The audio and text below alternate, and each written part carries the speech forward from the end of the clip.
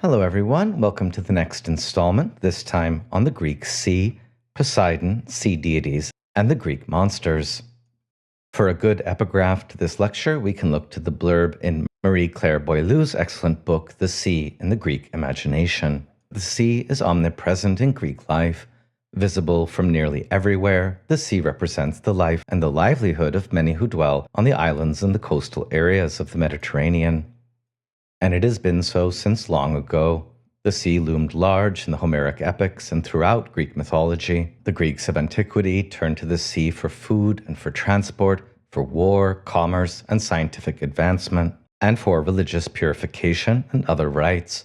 Yet the sea was simultaneously the center of Greek life and its limit. For while the sea was giver of much, it also embodied danger and uncertainty. It was in turns barren and fertile, and pictured both as a roadway and a terrifying void. More than a simple physical boundary, the sea represented the buffer zone between the imaginary and the real, the transitional space between the worlds of the living, the dead, and the gods. Our textbook provides what could be another epigraph for this lecture, again from Pausanias' travelogue, where he notes 3 key epithets of the god Poseidon. By the harbor, there is a temple of Poseidon and a freestanding statue of stone, in addition to the many names that have been fashioned by the poets for Poseidon as an adornment of their verses. And those names which custom has established for each particular community, the epithets of the god that all men use, are Pelagaios, god of the sea, Asphaleos, god of security, and Hippios, god of horses. We'll get into the god Poseidon and his relation to security and horses later in the lecture, but let's begin now by looking a bit more into the most famous epithet of Poseidon, Pelagaios, god of the sea. And here we can turn to the opening of Hölderlin's great elegy, the Archipelago. Note the term Pelagaios in the second half of the word. Hölderlin begins, "Are the cranes returning to you, and the mercantile vessels making again for your shores? Do breezes longed for and prayed for blow for you round the quieter flood and lured from beneath it? Does the dolphin now warm his back in the new year's gathering radiance? Is Ionia in flower? Is it in season? For always in springtime, when the hearts of the living renew themselves, the first love of humankind, reawakened, stirs, and the golden age is remembered. You, old sea god, I visit, and you I greet in your stillness." Hölderlin's longest and most masterful elegy goes on to describe the way of life of early seafaring Greeks and their relationship to the sea, precisely in these regions that you see here in the map of the archipel or archipelagos. Here in this satellite image, this region known as the Aegean Sea. The Ionian Sea also has much sea mythology and Poseidon mythology associated with it. In mentioning the city of Ionia that's in flower, Hölderlin probably means the Ionian city-states over here. The archipelago, or beautiful collection of Greek islands in the Aegean Sea. Is the old sea god that Hölderlin sings Poseidon? Most likely yes, probably with other sea gods in mind as well, and we'll be sure to explore most of them in this lecture. We don't have time to interpret Hölderlin's Archipelago hymn in detail, but we can say with Heidegger's 1941 lecture series that reared on war and festival, struggle and celebration, the Greeks in Hölderlin's elegy are configured as the fervent or intimate people, das innige Volk. That is, as a people who endure the counter-striving of all that is harmoniously opposed as the supreme force of their existence. This alone goes a long way to account for the forcefulness of Greek myth. And Heidegger here recalls the saying of Sophocles in the second choral ode of Antigone, "Manifold is the uncanny, or terrible or monstrous, yet nothing more uncannily looms or stirs beyond the human being."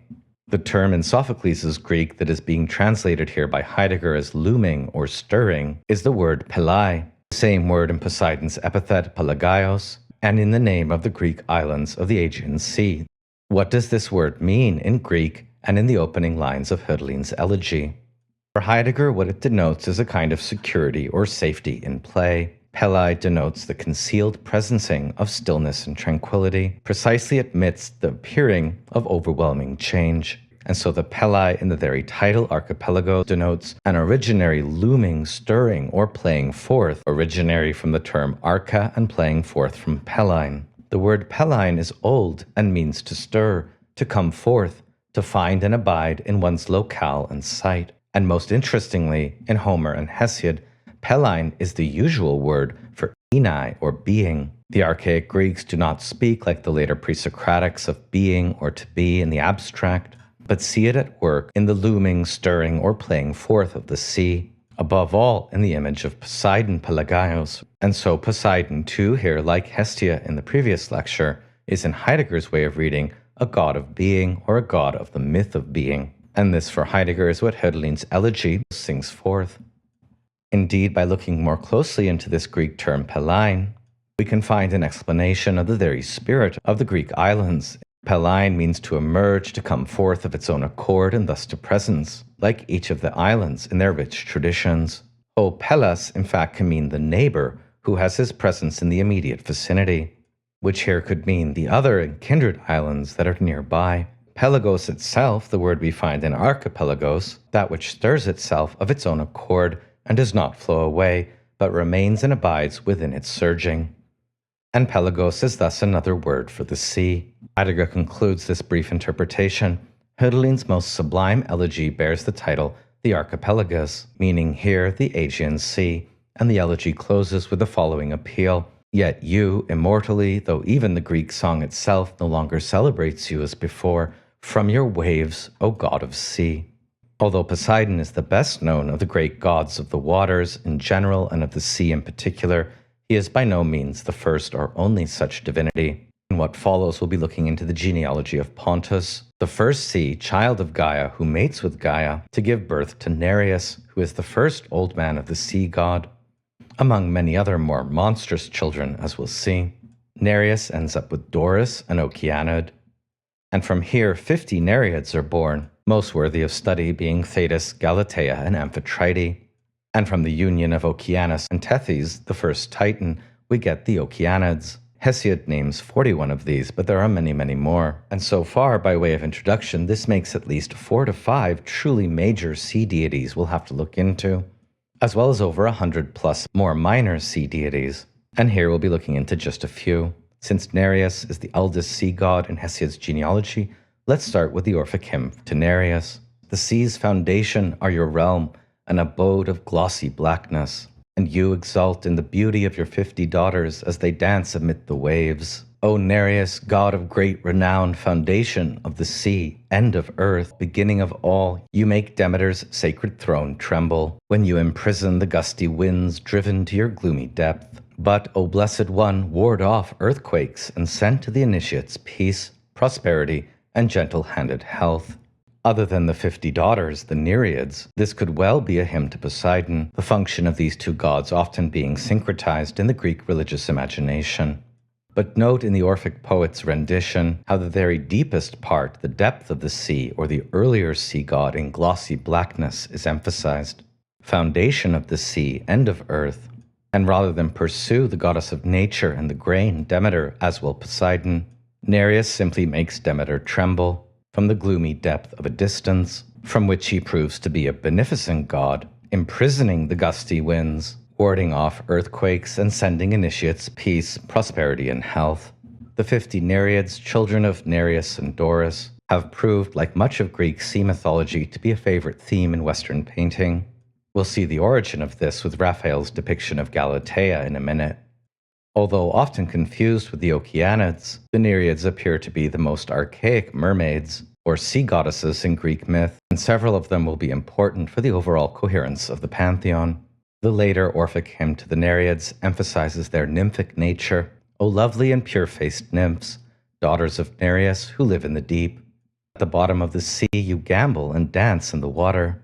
50 maidens reveling in the waves.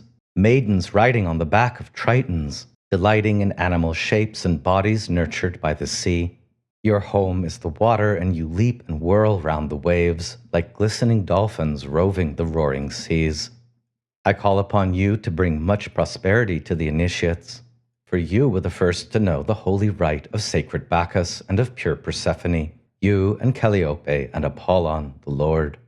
Triton, as we'll see, is the divine son of Poseidon and Amphitrite, who in later Orphic thought seems to take over the post of choral leader or chorugetos of the Nereids, much as Apollo is the choral leader of the Muses. In the Orphic way of thinking, the rites of sacred Bacchus and of pure Persephone, the two greatest savior gods of humanity, was either already known by the Nereids, or they themselves were the first to learn it. In this way, the Orphic poet associates the Nereids with the function of salvation and of festive play, the ecstasy of the dance, and the liberation of the soul in the afterlife in the holy groves of Persephone. Perhaps this is an invention of the Orphics, or perhaps the Nereids in very distant times performed similar functions in myth. Again, the three important Nereids we'll be looking more into are Thetis, Amphitrite, and Galatea. We've already met Thetis in the lecture on Prometheus, where she was the Nereid prophesied by Gaia and Uranos to bear a son stronger than either Zeus's lightning bolt or Poseidon's trident. Invariably in Greek myth, she's portrayed as the most beautiful of the Nereids. And her central myth ends up being the myth of her marriage to Peleus, the mortal man. Thetis tried to evade this marriage to Peleus at first by changing shape like the old men of the sea. But the destiny decreed by the Olympians was not to be evaded. She relented and bore to Peleus the greatest of all heroes, Achilles, but then eventually left him. The most important scene in her myth is the very wedding ceremony itself, which is thought by all subsequent Greeks to be the very first wedding of an immortal goddess and a mortal man. Of course, we know from last week that the marriage of Zeus and Hera was the first wedding festival attended by all the gods, but the wedding of Thetis and Peleus is the first wedding modeled on this theme, between an immortal goddess and a mortal man. And so we could say the second wedding that all the gods attended, just like the nymph Chelene was tardy in attending the wedding of Hera and Zeus, although invited. Here it is Eris who's the only immortal goddess not invited. So she drops in among the wedding guests anyway, throwing into the festivities a golden apple with the inscription, "To the fairest." This of course sets up the squabble of Hera, Aphrodite, and Athena, and thus sets in motion the events that led to the Trojan War, in which Thetis' son Achilles will be most glorified, but also fated to an early death. Hera herself speaks of the wedding of Thetis and Peleus in Homer's Iliad, to the company of the gods, about the immortal Achilles as child of the goddess, and she reminds the gods of the wedding of Thetis and Peleus, for you all went, you gods, to the wedding, and notes that she, Hera herself, had nurtured Thetis and brought her up, and been instrumental in giving her as a bride to her husband Peleus. Keep your friends close and keep your enemies closer, I guess. Although Roberto Colasso's book, The Marriage of Cadmus and Harmony, gets its title from a later sacred wedding of an immortal goddess and a mortal man, Cadmus and Harmony, the structure of his narrative is more based on this earlier wedding of Thetis and Peleus than anything else. We hear regarding this event in Hesiod's Catalogue of Women. For in common, then, were the banquets, and in common the seats of deathless gods and mortal men.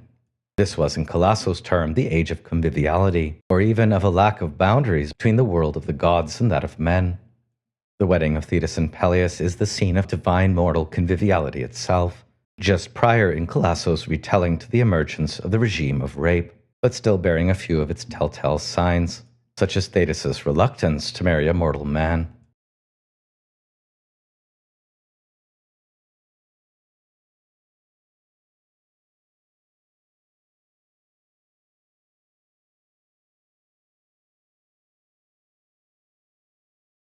The second centrally important Nereid is Amphitrite, who becomes the wife of Poseidon, and bears to him the child Triton, the greatest merman of Greek mythology who blows the conch shell, and also has the power of changing his shape, like the earlier Nereus or later Proteus.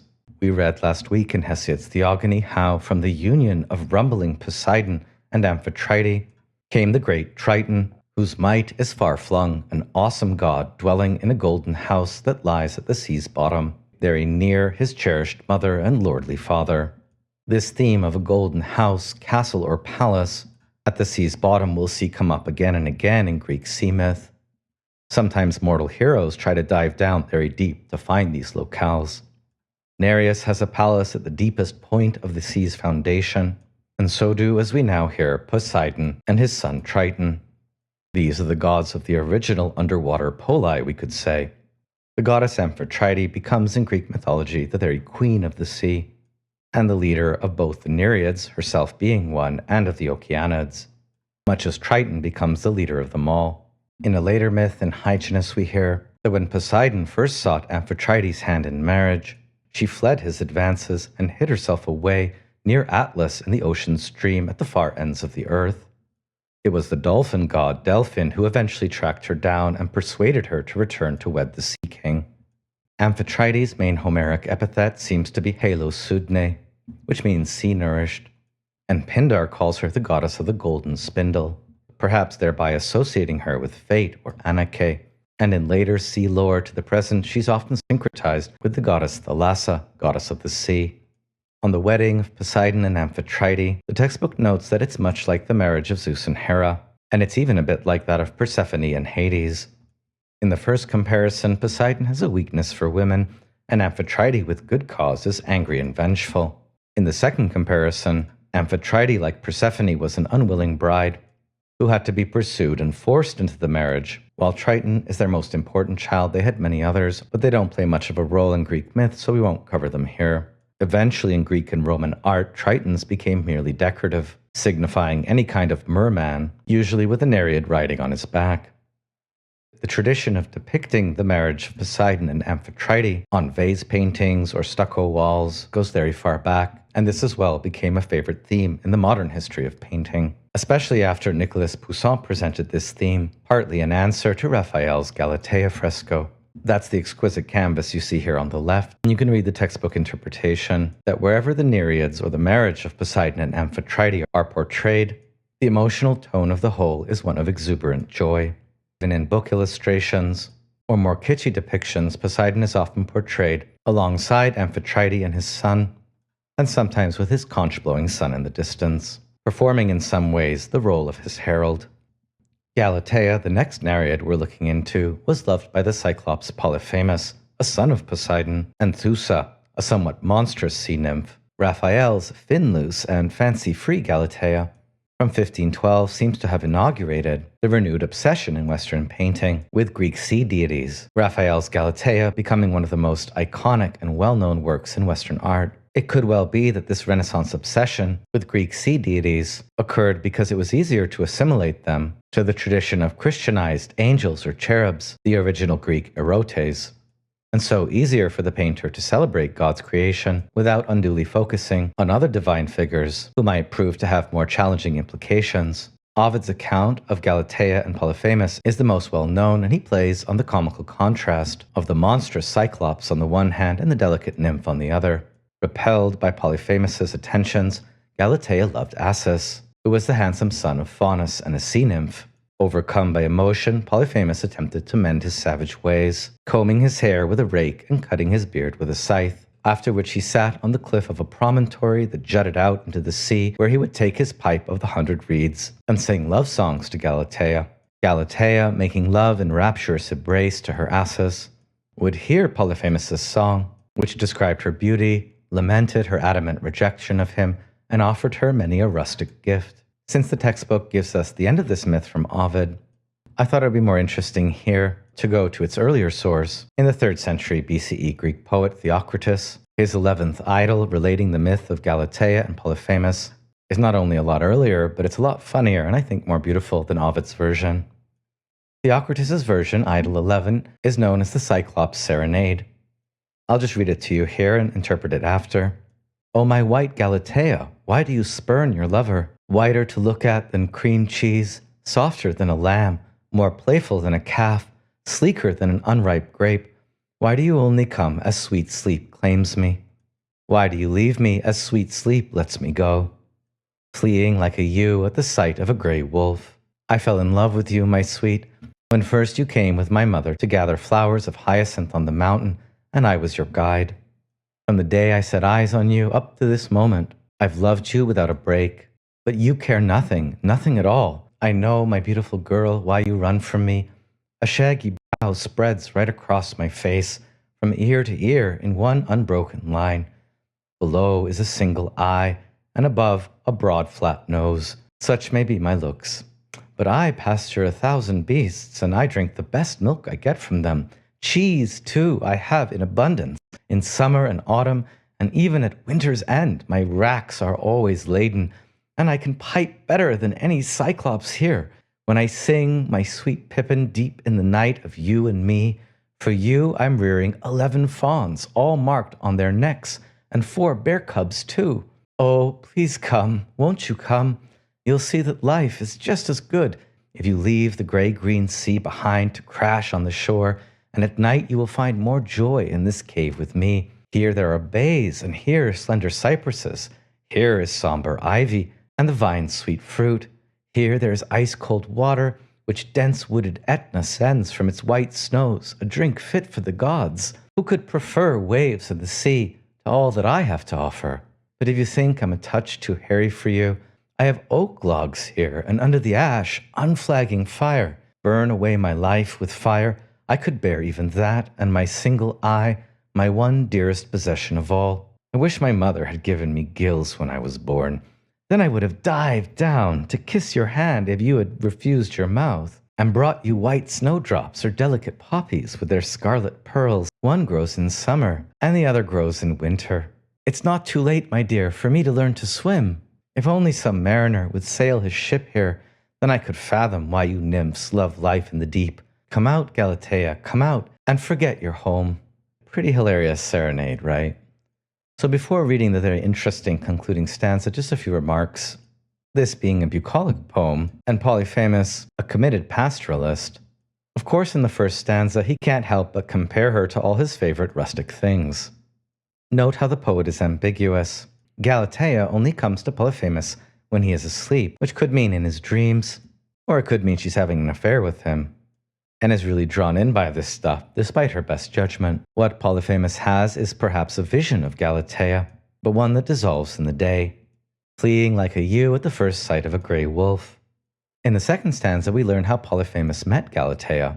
His own mother, Thoosa, a sea goddess, was gathering flowers with Galatea, and Polyphemus was their guide. Polyphemus falls instantly and hopelessly in love, but knows that as a Cyclops, he's not exactly her type. Hilariously, he goes on to make a fair bit of fun of himself, not without noting all the great gifts he can provide to a potential wife: milk and cheese and meat, and music and fawns and even bear cubs. In the fourth stanza, he begins to beg, promising Galatea that life is better on land than at sea, especially because of his cave, the beautiful trees, and the fresh as opposed to briny water, the purest being that gathered from snow on a mountain peak.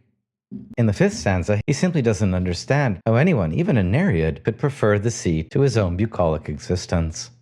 Polyphemus will preserve the fire, the hearth flame, and of course protect his would-be watery bride from the flames, even if he has to sacrifice himself, but that probably won't be necessary, since his great Cyclops eye will always keep an eye on the fire.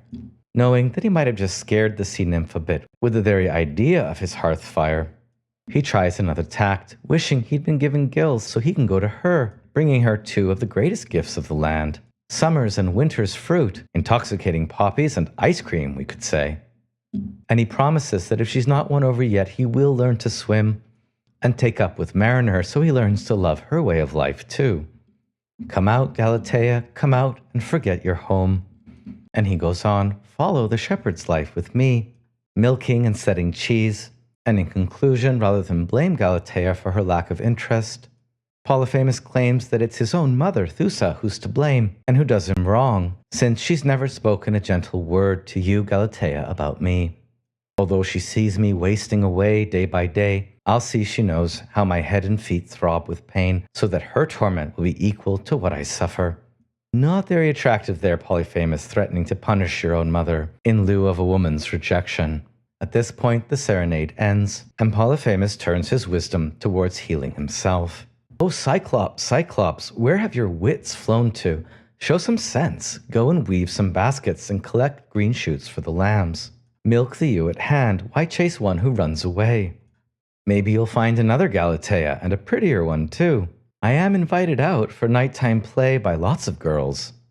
And they giggle together as soon as they see that I've heard. On land, too, I am clearly a man of some consequence. And so, by singing, the Cyclops shepherded his love, and more relief it brought him than by paying a large fee. Theocritus' advice to Polyphemus, or his advice to himself, is more or less that a bird in the hand is better than 2 in the bush, and also that he should control himself. Loving Galatea was a lot like making himself sick, and so having to pay a doctor. Or perhaps a prostitute, a large fee, when really all Polyphemus needed to do was to shepherd his love and attain inner serenity. Theocritus's Idyll 11 is really very charming and funny, and also quite deep. It, even more than Ovid's account, serves as the text for some of the deepest meditations on the Polyphemus theme in Western art, such as in these canvases by Gustave Moreau and Odilon Redon. You'll be glad to hear that in some versions of the myth, Polyphemus manages to win Galatea over in the end, as you see here on the left. Ovid's version, in which he jealously murders Assus, turning him into a river god, is a far less pleasing outcome for such a charming Cyclops. In any case, in the more believable version of the myth, abandoned by Galatea, he is eventually tricked and blinded by Odysseus, the very event that sparks Poseidon's rage against Odysseus, and so sets up his long and grueling Nostos, or return home. If the charming character of Polyphemus interests you for an essay, I would recommend picking up Charles Segal's book, Poetry and Myth in the Ancient Pastoral, Essays on Theocritus and Virgil. While Theocritus's version of the Polyphemus myth, definitely the best, here's one that's maybe even funnier.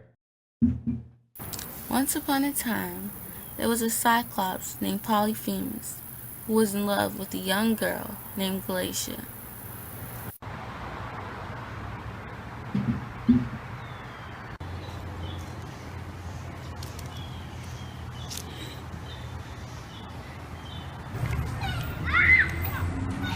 If only Galatea loved me.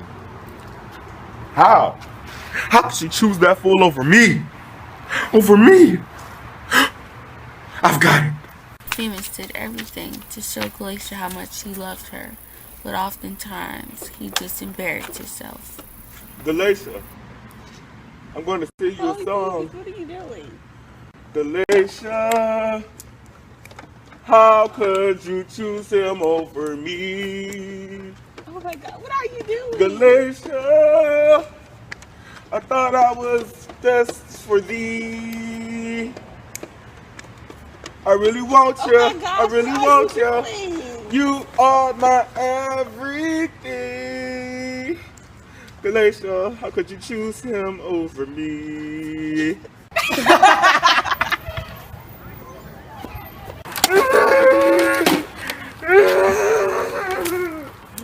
Galatea never took Polyphemus serious, and this oftentimes angered him.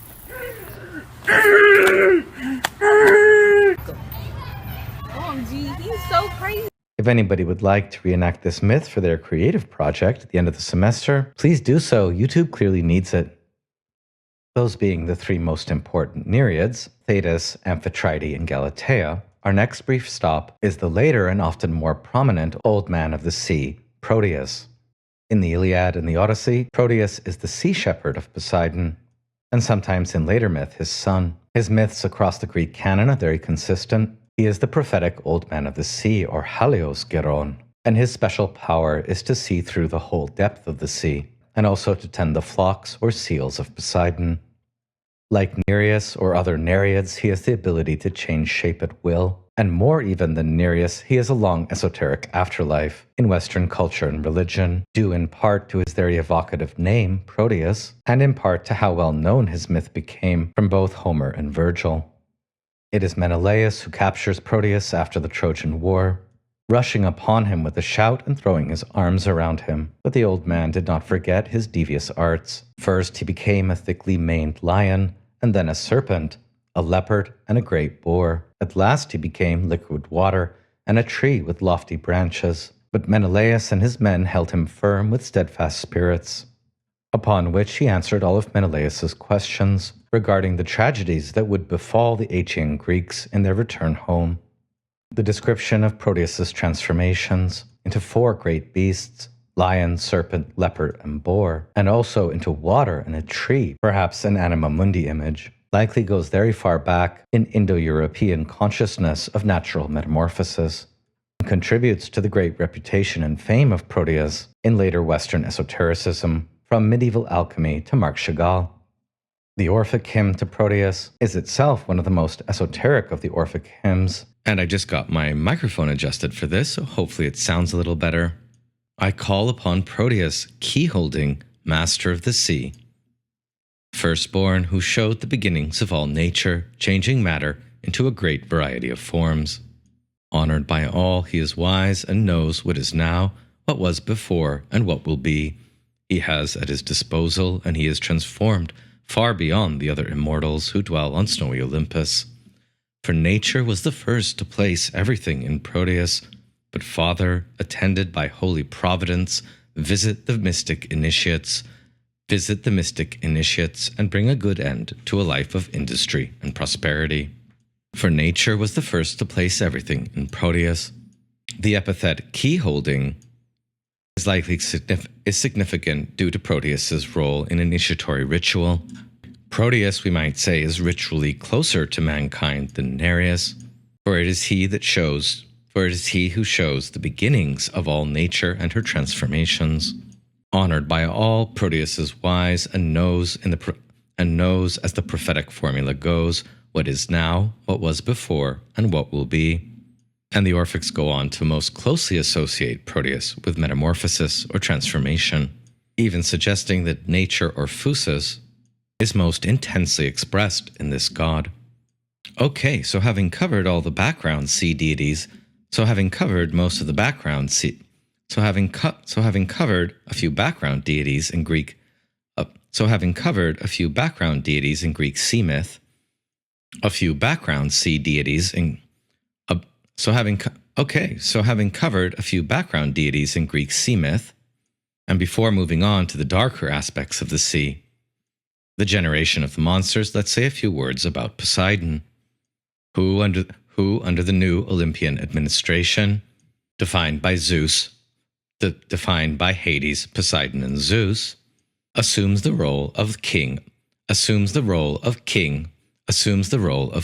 of everything watery or oceanic. As the textbook notes, Poseidon is similar in appearance to Zeus, a majestic bearded figure, but is generally more severe and rough. To illustrate his tempestuous nature, he carries this, and besides, he carries the trident, a three-pronged fork resembling a fisherman's spear. Poseidon is positively ferocious in myth. He is called, like Nereus, a supporter of the earth, but the earth shaker as well. But the earth shaker as well, rather than an earthquake averter. And as the god of earthquakes, he exhibits his violence by the rending of land and the surging of the sea. Recall how in Calasso's tale of Minoan civilization, at the beginning, Minos summons Poseidon's white bull up out of the sea. Poseidon's special relation to Minos, himself a son of Zeus, Poseidon's conflictual relationship with Minos, himself a son of Zeus, as well as Poseidon's spiritual fathership of Theseus becoming important themes. In somewhat later myth, it is Poseidon's relentless anger against Odysseus for the blinding of his son Polyphemus that provides the dominant theme that provides the dominant theme for the Odyssey. One of his epithets is dark. Other than the epithets covered at the beginning of this lecture, Pelagaios, Asphaleos,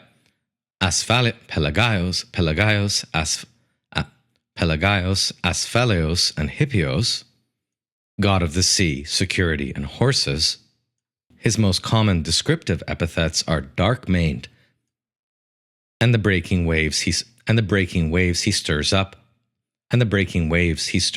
are white-capped. The Homeric hymn to Poseidon sings, "About Poseidon, a great god, I will sing.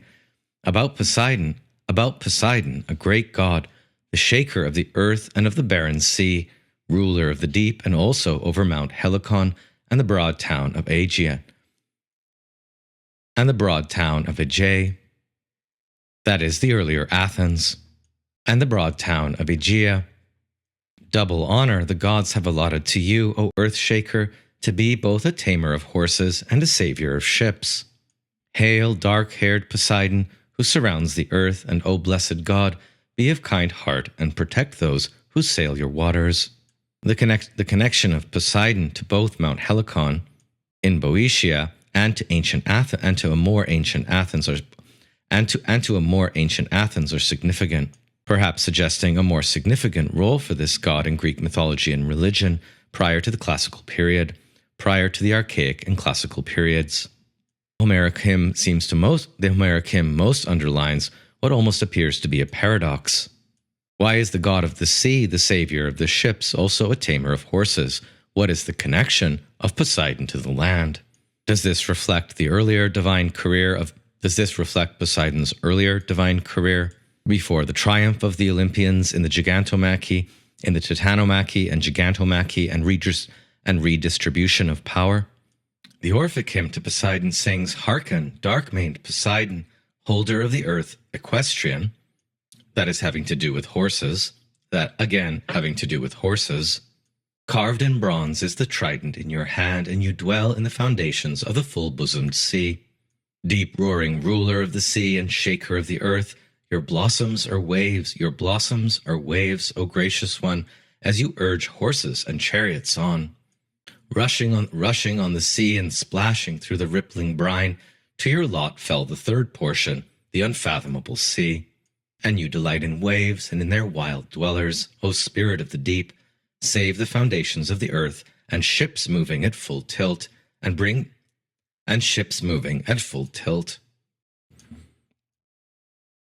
Rushing on the sea and splashing through the rippling brine, to your lot fell the third portion, the unfathomable sea, and you delight in waves and in their wild dwellers, O spirit of the deep.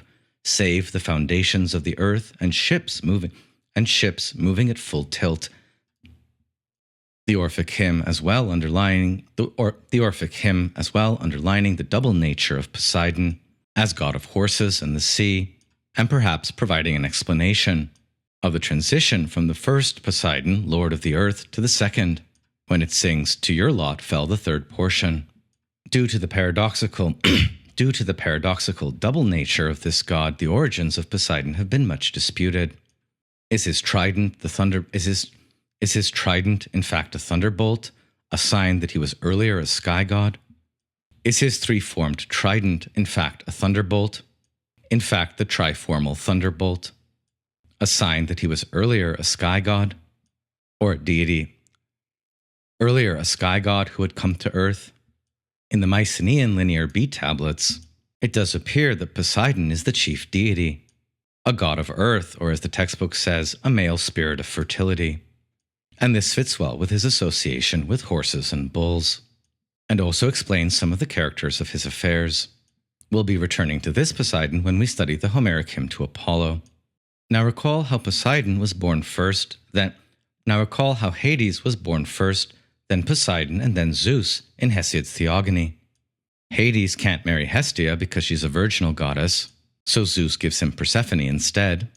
Zeus marries Hera, so you might think that a natural pairing would be for Poseidon to marry Demeter.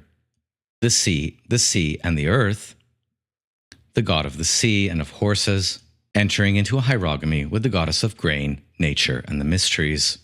As it turns out, there is a myth where Poseidon mates with Demeter in the form of a stallion.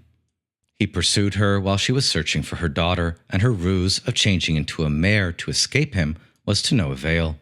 This scene is calculated and chilling in its implications.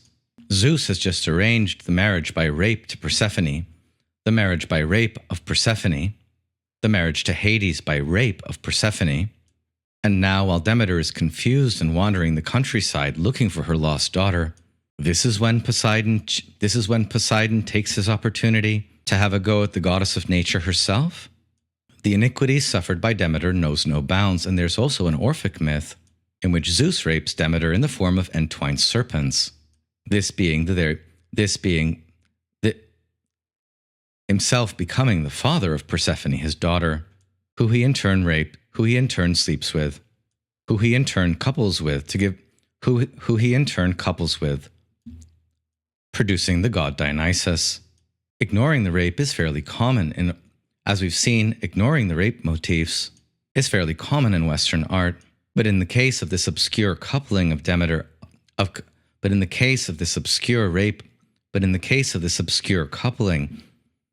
Poseidon with Demeter, artists seem positively enthralled to completely overlook the dark underpinnings as in these two images.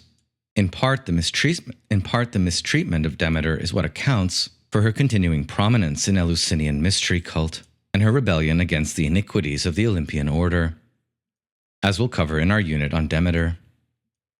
Poseidon's most politically important myth is that he is virtually the shadow father of Theseus, and also closely associated with his father Aegeus, and also closely associated with Theseus's father Aegeus, from which the Aegean Sea and the land around Athens gets its name.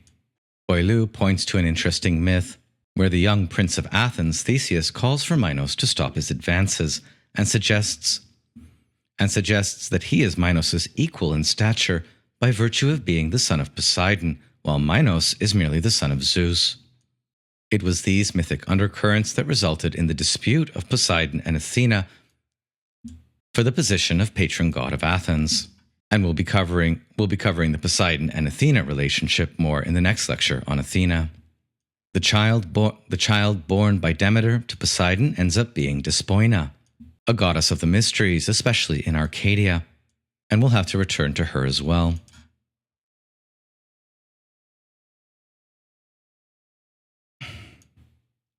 Having covered the major and some of the more minor sea deities, who have more positive associations in Greek myth, and on the way to covering the darker aspects of the sea, the generation of Pontos and Gaia, the monsters, we can reflect briefly on the whole breadth of the sea, along with Boileau, again with Boileau in her book on the sea in the Greek imagination. On its horizontal plane, the sea provides access to the ocean and the world beyond the mortal realm. On its vertical axis, the sea is also an intermediary between the worlds of the living, the dead, and the gods. Indeed, the bottom of the sea houses the palace of Poseidon, Amphitrite, and the Nereids, as described by Bacchylides, also Triton. In the interesting scene where Theseus visits the palace of Poseidon, his patron god, under the sea, there's also an interesting scene where Theseus visits the palace of Poseidon, his patron god, under the sea.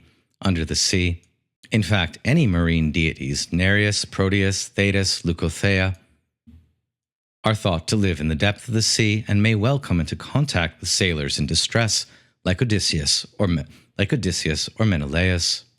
The really interesting thing is that mortals can contact these sea deities deliberately by giving themselves over to the divinity and jumping into the sea. And this is how Theseus meets Amphitrite at the bottom of the sea and sees the palace of Poseidon, returning to the surface unscathed. Many other heroes do likewise. And in this way, the sea is a space of communication between mortals and immortals, an exchange between the two categories taking place when mortals enter this realm very often at the very limits of their lives when they are about to face death.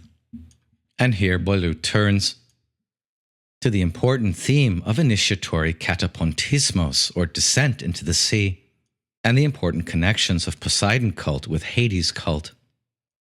In fact, the vertical axis of the sea may lead to Hades altogether. Such a catabasis or descent through the realm of Poseidon to that of Hades, to the threshold of Hades, is not uncommon in the realm of Poseidon. Many of his shrines and sacred groves on the land, both on land and mythically in the sea, contain entrances to Hades. And so while Poseidon is not himself a divinity of the dead, in many locations he has dominion over the entrance to the underworld. Such mythic sacred groves of Poseidon might be above ground or underwater. The great scholar Verschnell notes that Katapontismos and related types of death practically warrant heroization. And here again, Oceanus, Triton, Poseidon, Achelous, Nereus, or Proteus are often mythically indistinguishable. All of these gods might oversee the hero's narrative of marine initiation, death, and rebirth. Turning now to the more monstrous deities associated with the sea, we can begin with the myth of Scylla and Charybdis. According to an obscure scholium on the Odyssey, which the textbook uses without citing, Scylla's parents were interestingly Hecate and Phokys, the goddess of witches, who we'll be covering later. Hecate being a key goddess we'll cover later, and Phokys the veritable father of the monsters. In this same myth, in another myth, Poseidon made advances to Scylla, the daughter of Phokys. Poseidon made advances to Scylla, who was originally very beautiful. Poseidon's wife, Amphitrite, became jealous and threw magic herbs into Scylla's bathing place. And thus Scylla was transformed into a terrifying monster, encircled with a ring of dogs' heads. This tale is quite believable. We can compare here Poseidon's rape of Medusa, or of Demeter at the moment of her deepest distress. In Ovid's version, Medusa as well originally being very beautiful, but then in classic Greek victim blaming being transformed by the goddess Athena into a monster with 1,000 snaky heads. Scylla and Charybdis's most famous myth is found in the Odyssey, where, after leaving Hades and passing by the Sirens, Odysseus has to struggle through the straits of Scylla. Scylla's counterpart is here Charybdis, a daughter of Poseidon and Gaia and a formidable and voracious ally. And again, Charybdis was originally a beautiful nymph, but Zeus cast her into the sea by his thunderbolt, and 3 times a day she draws in mountains of water and spews them out again. It is Virgil who identifies Scylla's home as a cave in the Straits of Messina, nearby an occasional whirlpool that was potentially very dangerous for mariners. What is most significant about the myth of Scylla and Charybdis is that they were initially not monsters at all, but were transformed into monsters under the curse of Poseidon or Zeus, under the New World Order and curse of Poseidon or Zeus. The Greek hero, modeling himself on Olympian power, has to traverse these dangers and suffer many losses, but is unable to slay these monsters, their continued existence in the world being in some way God-sanctioned. In the Odyssey, the witch goddess Circe warns Odysseus about Scylla, describing her in vividly misogynistic terms. Inside that cave lives Scylla, yelping hideously. Her voice is no deeper than a young puppy's, but she herself is a fearsome monster. No one could see her and still be happy, not even a god who went that way. She has 12 feet all dangling down, 6 long necks with a grisly head on each one, and in each head a triple row of crowded and close-set teeth, fraught with black death. Sunk waist deep in the cave's recesses, she still darts out her head from the frightening hollow, and there, groping greedily round the rock, she fishes for dolphins or sharks or whatever beast more huge than these that she can seize upon from all the thousands that have their pasture in loud moaning Amphitrite. Amphitrite. No seaman ever in any vessel has boasted of sailing that way unharmed, for with every single head of hers she snatches and carries off a man from the dark proud ship. As the textbook notes, Scylla and Charybdis are above all a mythologization of the terrors faced by mariners when they sail through straits, and idiomatically at least, from the saying between Scylla and Charybdis, we get the other folk adages such as out of the frying pan and into the fire, or being between a rock and a hard place. Of course, Scylla and Charybdis being far more terrifying. The vividness of these scenes, of course, assured their continuance in Western literature and art. In this interesting work on the left, a critique of the Greek misogyny in these myths, a critique of the misogyny in this myth is implied. All the words on Scylla's body and on Charybdis's body being associated in Western culture with the most negative aspects of the feminine, and the hero's journey through this peril being described as an adventurescape, a journey, a risk, sacrifice, and loss.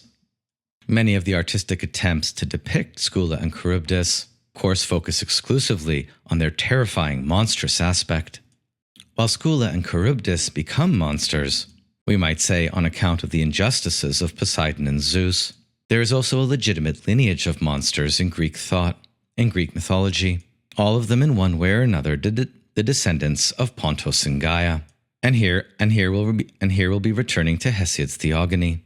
What's interesting to note at the outset is that some of these children of Pontos and Gaia and their descendants have more positive association in myth and others more negative, again expressing the Greek mythological ambivalence about the sea.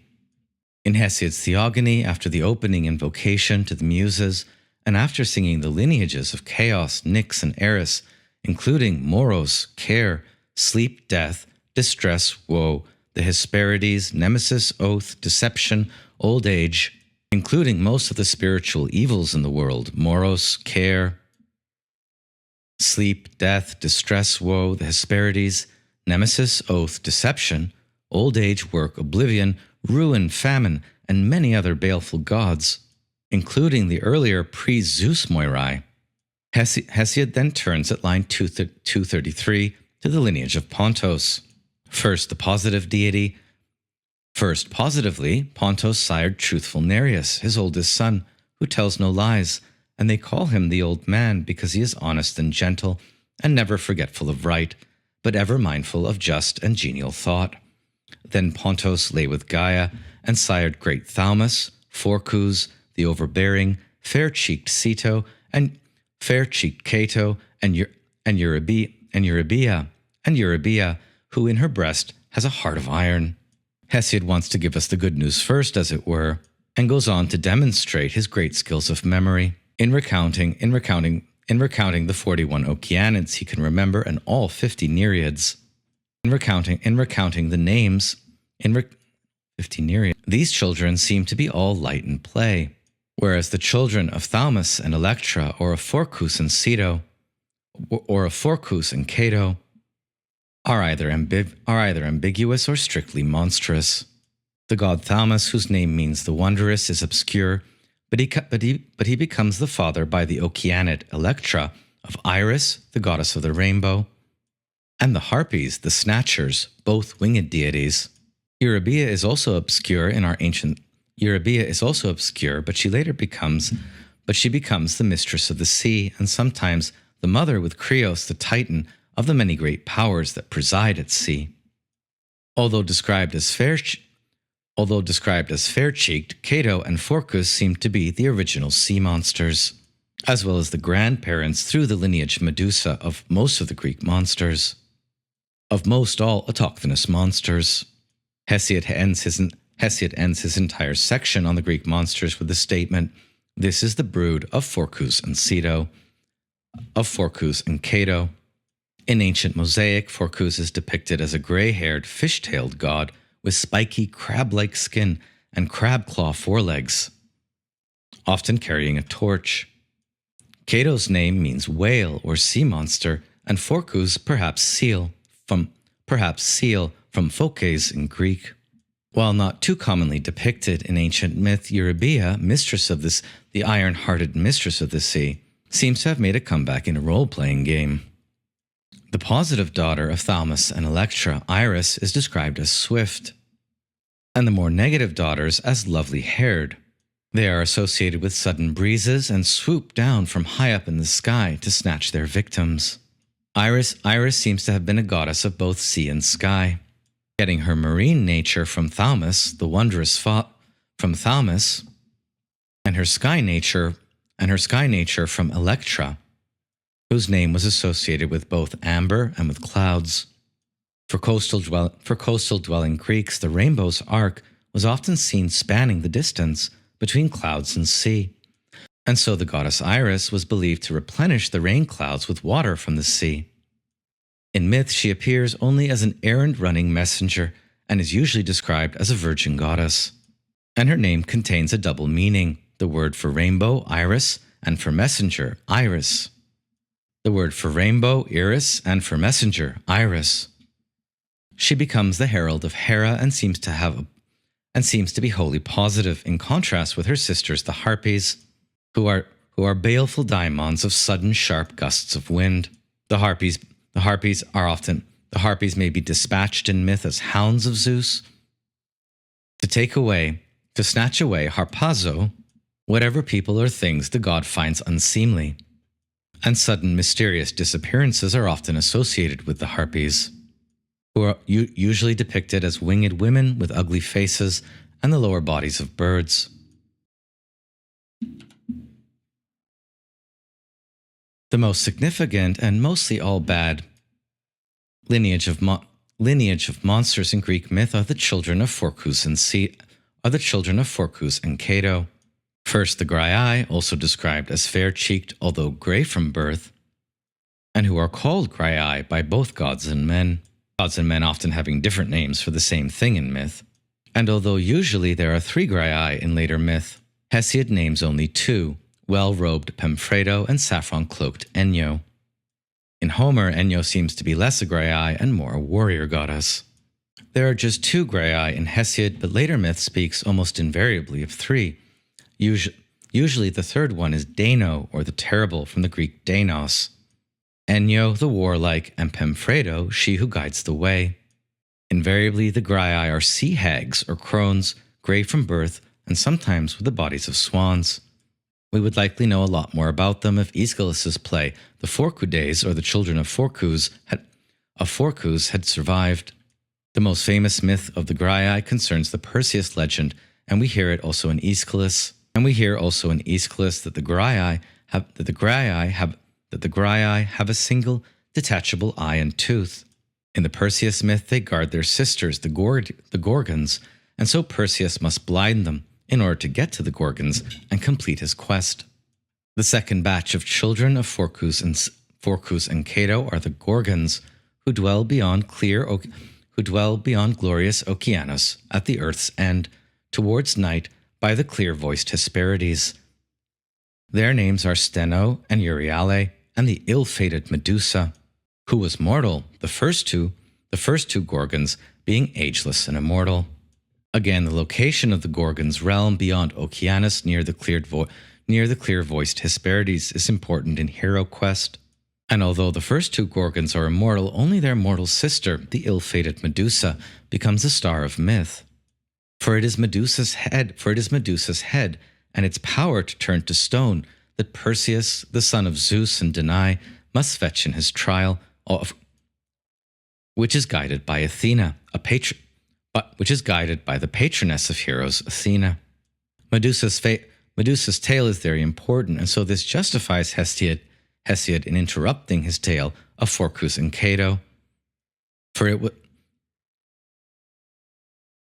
with the words, dark-maned Poseidon lay with one of the Gorgons, Medusa, on a soft meadow strewn with spring flowers. It's in Ovid's Metamorphosis where we hear that Medusa was violated in Minerva's or Athena's shrine by the Lord of the Sea, the Rector Pelagi. Jove's daughter, Minerva, turned away and covered with her shield her virgin eyes, and then for fitting punishment transformed the Gorgo's lovely hair into loathsome snakes. As most students of Greek mythology know, this is Zeus or Athena-sanctioned victim-blaming at its most appalling. Medusa is also interesting here because unlike the other children of Phokys and Keto, she seems to be non-monstrous, and her fate the result of a victimization by the Olympian order, by the New World Order of Zeus, by the New World Order of the Olympian gods. The children of Medusa and Poseidon will also become very significant in myth, with the hero Perseus acting as a decapitating midwife. As Hesiod tells it, when Perseus cut off Medusa's head, immense Chyrsaor and the horse Pegasus sprang forth. His name came from the springs of ocean by which he was born, but Chrysaor's from the golden sword he carried in his hand. Pegasus left the earth, mother of flocks, and flew away and reached the immortals. He lives in the palace of Zeus, the counselor, to whom he brings thunder and lightning. In another key myth, Pegasus is tamed by Bellerophon and helps him in his battle against the Chimera, the Amazons, and the Solomoi. The positive side, Pegasus seems to be a wholly good creature, combining the positive beauty and power of metamorphosis, combining the positive beauty of Medusa and her mother Keto, with the stallion and celestial nature of Poseidon. Instead of frolicking around in the depth of the sea, his prerogative is to swim in the lofty air or ether, as well as to help Zeus-sanctioned heroes in their battle with the dark forces of the chthonic and the monstrous feminine, as in his alliance with Bellerophon against the Chimera. Pegasus's brother Chyrsaor is a more obscure figure in Greek myth, sometimes depicted as a boar with wings. He's also said to have emerged with the greatest of golden swords, from which he gets his name. Although we don't know much about Chyrsaor, Hesiod next tells us that Chyrsaor lay with Callirhoe, an Oceanid, to sire three-headed Geryones, three-headed Geryones, whom the might of Heracles slew. And he also slew Orthos, more on him in a minute. More on him soon. Geryon is thus most famous as a monstrous shepherd with a fabulous herd of cattle, whose coats are stained red by the light of the sunset. Stealing these cattle is one of Hercules' 12 labors. Of course, stealing these cattle is one of Heracles' 12 labors. And the meaning of Geryon's and the significance of Geryon in this myth, or the meaning of his name, is unclear. It may be connected to the ancient word gay, the earth, or guryo, singing. It's important to note here again, in providing a genealogical map of the children of Medusa and Poseidon, the textbook gets things dead wrong. The textbook positively misreads Hesiod's poem. Recall, Hesiod had digressed in order to describe the children, Remember, Hesiod had digressed into the myths of Pegasus, Chyrsaor, Callirhoe, and Geryon, before returning to the children of Phokys and Keto, above all the queen of the monsters, Echidna. It is from the mating of Echidna and Typhon that we get all the most familiar Greek monsters, including Cerberus, the Hydra, the Chimera, the Sphinx, and the Nemean lion. Echidna, the mother and the queen of the monsters, is one of the most psychologically significant figures in Greek myth, and the third child of Phokys and Keto. Keto bore another invincible monster in no way like mortal men or the deathless gods. In other words, a complete anomaly. Yes, in a hollow cave she bore Echidna, divine and iron-hearted, half fair-cheeked and bright-eyed nymph, and half huge and monstrous snake inside the holy earth, a snake that strikes swiftly and feeds on living flesh. Of course, for the Greek way of thinking, the most unclassifiable monster of them all would just have to be a gorgeous or hideous nymph with the body of a serpent, and a total man-eater. Her lair is a cave under a hollow rock, far from the immortal gods and mortal men. But note how the gods respect Echidna in declaring a glorious dwelling for her there. Her home is called Arima, beneath the earth, and it's the stronghold of the grisly Echidna, the nymph who is immortal and ageless forever. In other words, Echidna is also the sexiest of the Greek monsters. They say that this bright-eyed maiden lay in love with Typhon, the father of the monsters. Typhon, remember either the child of Gaia or of Hera, and the father and the king of the monsters. Typhon, that lawless and dreadful ravisher, and impregnated by him, she bore a harsh-tempered brood. In short, Echidna seems to be the greatest daughter of Phokys, and Keto, monstrosity itself, and even monstrosity itself. The four children of Echidna and Typhon are the most recognizable monsters: Orthos, Cerberus, Hydra, and the Chimera. First she gave birth to Orthos, the dog of Geryones, and then Orthos, who became the dog of Geryones, and then she bore a stubborn and unspeakable creature, Cerberus, the 50-headed dog of Hades. A much more difficult thing to depict in art than three heads, of course, so no wonder. A much more difficult thing to represent, to portray than three heads, as we'll hear Cerberus has in later sources. Cerberus, that mighty and shameless eater of raw flesh, whose bark resounds like bronze. Note Hesiod's continued insistence here on eating raw flesh versus cooked, and associating raw flesh with monsters, and associating and associating the eating of raw flesh with savage, elemental, and pre-civilized monster deities. Echidna and Typhon's third child was the loathsome Hydra of Lerna, who was nurtured by white-armed Hera, whose wrath at mighty Heracles was implacable. Foster mothering, potential allies and enemies. Foster mothering potential allies in her struggle against Zeus, or even potential enemies like Thetis, seems to be one of Hera's major pastimes in Greek myth. Of course, in the end, Athena helps Heracles to slay the Hydra. Next, Echidna and Typhon bore the Chimera. Mighty, dreadful, huge, and fleet-footed, who breathed forth a ceaseless stream of fire. The Chimera had 3 heads, one of a glowering lion, another of a goat, yet another of a savage dragon. Her front was a lion, her back a dragon, and her middle a goat, and she breathed forth an awesome stream of gleaming fire. Pegasus and noble Bellerophon slew her. Other than the 3 rather than 50 heads of Cerberus, here are some more accurate images of the first 4 children of Echidna and Cerberus. And before discussing the very interesting Sphinx and the Nemean lion, we should pause here to note that the generations of Greek monsters is as well structured by the myth of succession from the Titans to the Olympians.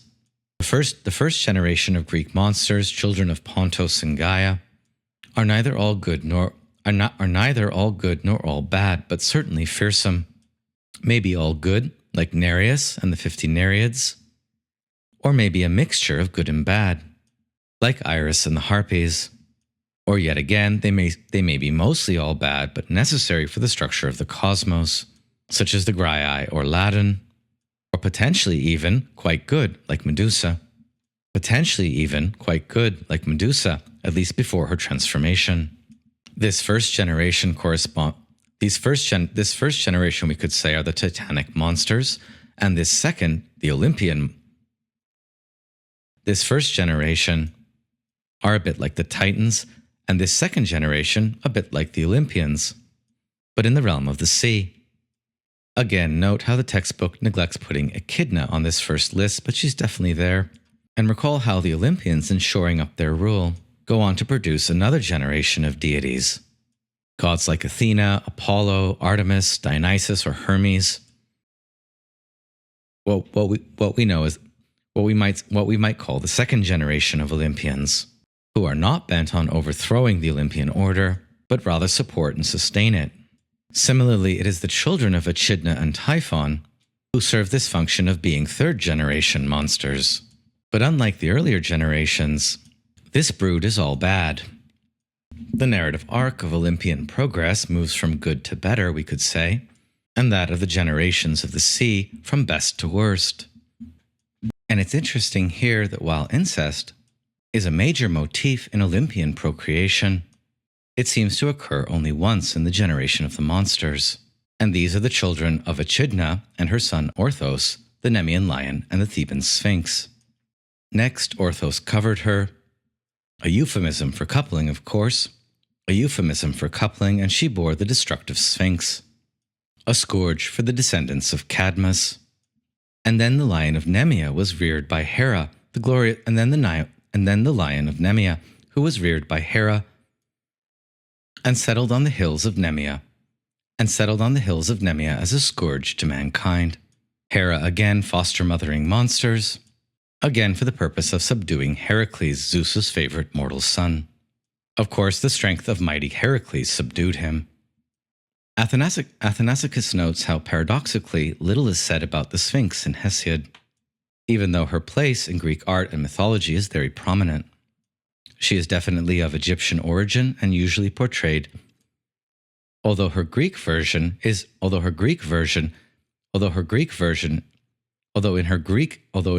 manifestation, she has a woman's head and a lion's body, as well as the wings of an eagle, and sometimes also the wings of an eagle.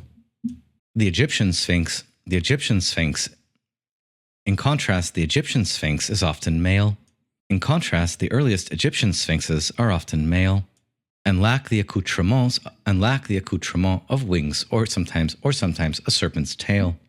Again, Hera seems to be the background power or meddler whenever it comes to the children of her son Tiphaios, and she sends the Sphinx to Thebes, where it becomes a local menace, devouring one group of men after another, insofar as they fail. One group of men after another, all of whom fail to solve her riddle. She herself is killed only after Oedipus solves the riddle. The Sphinx herself is either killed or commits suicide only after Oedipus solves her riddle, and we'll get much more into this myth of Oedipus and the Sphinx in our unit on the Theban saga. Athanasicus concludes by noting that the enigmatic later Sphinx, whom the tragic poets call the Wise Virgin, seems to be a far cry from the dreadful daughter of Echidna in Hesiod. From the Sphinx as dreadful daughter of Echidna in Hesiod. So that being the main lineage of Greek monsters in Hesiod's theogony, the last question we have to address this week, the last puzzle we have to work out this week, is the intimate relation between the last generation of monsters and the Greek heroes. This mysterious symbolic relationship indeed seems to be determinative for the entire history of Western culture. Bellerophon and Pegasus,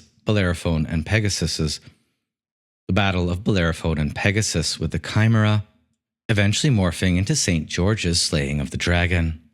And we have to ask, what is the meaning of this myth, of the hero's encounter with and slaying of the monster and slaying of the feminine monster? Here we can turn to Jean-Joseph Gou's excellent book Oedipus Philosopher, and his use of the trifunctional hypothesis in the French linguist Georges Dumézil as the most viable theory that can help us to understand the meaning of Greek monster myth. Dumézil's trifunctional hypothesis begins from the observation that in all Indo-European societies and myths, that all Indo-European society and mythic thought seems to be patterned around a tripartite ideology and the invention of three castes or classes. First the priests who oversee the relation with the sacred, then the warrior class. First the priestly class, first the priests who oversee the relation to the sacred, the warrior or martial class whose domain is war, as well as the commoners. Religiously, priests, warriors, and religiously the castes of the priest, the classes of priest, warrior, and commoner map onto Dumézil's three functions: the sacred, that is the sacred, martial, and economic dimension; that is the sacred, the martial, and the economic dimension, where this last, the economic, is also associated with productive fertility.